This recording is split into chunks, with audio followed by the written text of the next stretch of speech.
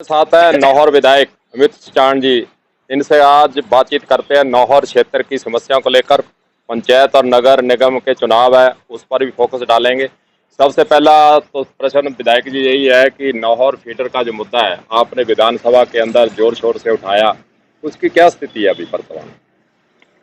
देखिए, लंबे समय से नॉर फीडर नहर के पुनर्निर्माण की बात चल रही है और इन पिछले 2-3 सालों में तो ये हालात है कि सिंचाई पानी तो दूर की बात है, पीने का पानी भी नौर विधानसभा क्षेत्र को नहीं मिला। नौर फीडर नहर हमारे नौर विधानसभा क्षेत्र की एक जीवनदायिनी नहर है, जिससे कि सिंचाई का पानी उपलब्ध होता है, पेयजल का पानी उपलब्ध होता है। 2023 में जब आंदोलन चला था तो मैं स्वयं उनमें उपस्थित मिला, उनसे मिला। उनकी मांग थी कि हमें मुख्यमंत्री अशोक जी गहलोत से मिलाएं और हमारी केंद्र के नेताओं से बात हो चुकी है। राज्य सरकार व केंद्र सरकार के संयुक्त तत्वाधान में इस नहर का हम पुनर्निर्माण करवाएंगे। आप तो सिर्फ बजट में 18 करोड़ रुपए की मुख्यमंत्री जी से घोषणा करवा दो, बाकी काम हमारा है। हमारी केंद्रीय मंत्री से बात हो गई है और हम इस नहर का पुनर्निर्माण करवा देंगे। जब हनुमानगढ़ चुनाव से पहले मुख्यमंत्री जी आए, इसे बजट से पहले मैं उन नेताओं को मुख्यमंत्री अशोक गहलोत से मिलवाया था और जैसा उन्होंने कहा था उससे आगे बढ़कर मुख्यमंत्री अशोक गहलोत ने 2023 के बजट में 20 करोड़ रुपए की नौर फीडर नहर के पुनर्निर्माण की घोषणा की थी। लेकिन आज बड़े दुख की बात है, 3.5 साल गुजरने के बाद भी जब तो चारों तरफ भारतीय जनता पार्टी की सरकार है, हरियाणा से पहले वो एनओसी नहीं ले पाए थे और अब वो कहते हैं कि हमने सिर्फ डीपीआर बनाने का काम कर रहे हैं। जहां दिल्ली में उनकी सरकार, राजस्थान में उनकी सरकार, हरियाणा में उनकी सरकार, उसके बावजूद भी नॉर फीडर का पुनर्निर्माण का कार्य आज दिनांक तक सिरे नहीं चढ़ पाया है। ये भारतीय जनता पार्टी के नेताओं की काफी कमजोरी है। अच्छा, पूर्व जो विधायक है बीजेपी के, वहां पर उनका पिछले दिनों आया कि हरियाणा ने तो चलो मना कर दिया, मैंने प्रयास किए, अब जो है प्रशासनिक स्वीकृति जारी कर दी है। 3 साल हो गए घोषणा किए हुए, और फिर कांग्रेस ने जब बजट रख दिया था उसको आगे नहीं बढ़ाया, और फिर हरियाणा ने 1 साल डीपीआर अटकी रही, ना जवाब दिया हम बढ़ाएंगे कि नहीं बढ़ाएंगे, और अब राजस्थान सरकार ने कहा जी हम डीपीआर बढ़ाएंगे। 1 साल से ऊपर और लग जाए, आपको लगता है कि लास्ट में जैसे ही छोड़ जाएंगे? देखिए, भारतीय जनता पार्टी का यही काम रहा है, सिर्फ झूठी बातें करनी, झूठी घोषणाएं करने। 3 साल गुजरने के बाद आज भी नौर विधानसभा क्षेत्र में कोई बड़ा विकास का काम नहीं हुआ, कोई भी तरह की उन्होंने स्वीकृति नहीं दी।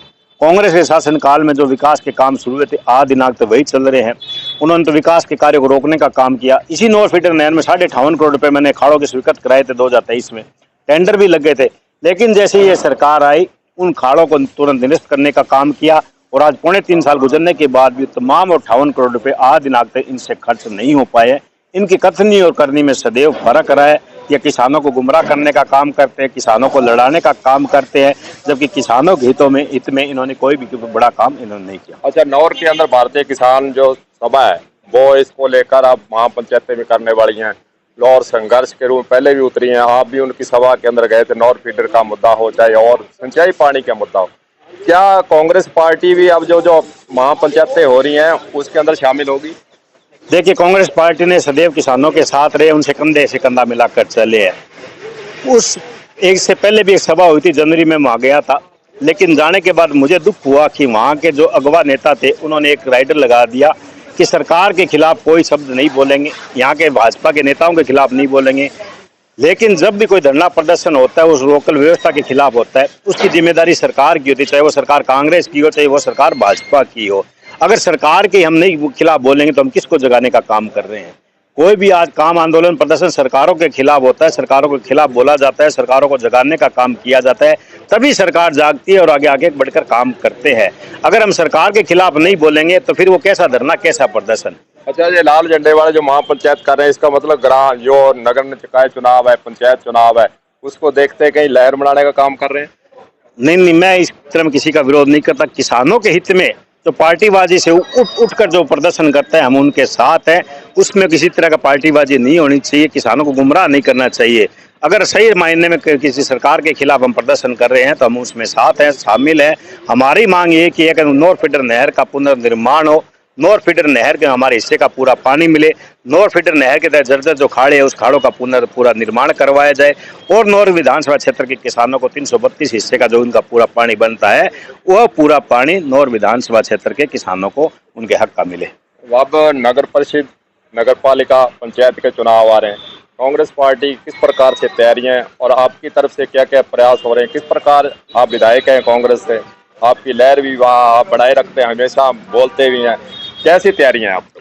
हमारी पूर्ण तैयारी है, क्योंकि एक चुनाव खत्म होने के बाद दूसरे दिन से ही हम अगले चुनाव की तैयारियों में लग जाते हैं। पूर्व में भी हमने कांग्रेस का बोर्ड बनाया था, चेयरमैन भी बनाया था, प्रधान भी हमने वहाँ बनाया था। हमारी मानगढ़ जिला से जिला प्रमुख भी कांग्रेस की रही थी। उसी तर्ज में आने वाले चुनाव में मजबूती के साथ हम लड़ेंगे और कांग्रेस के प्रधान, कांग्रेस के चेयरमैन, कांग्रेस का जिला प्रमुख हम भारी बहुमत के साथ पूरे मानगढ़ जिले में बनाएंगे।